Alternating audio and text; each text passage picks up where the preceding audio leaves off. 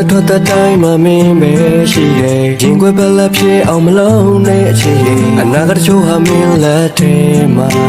အနေနေတာမို့ပါကွာဒီရင်ခုန်တဲ့စီချမ်းများဟာကျင်နာသူမင်းကြောင့်ဖြစ်လာတာပါကိုခါကောင်းကြီးမော်ရတဲ့မင်းမျက်နှာလေးဟာကြည်နူးခြင်းစားတရားပါနေလာတွေဦးလေးဖြစ်မယ်ဆိုရင်ပေါ့ကိုဟာမင်းအတွက်တိုက်ခံမဲ့လေယူလေးပါအရာရာပြောင်းလဲတဲ့ကြပြီဆိုပေမဲ့ဒါဟာဒီမြဲခြင်းမြတ်တာပါကွာ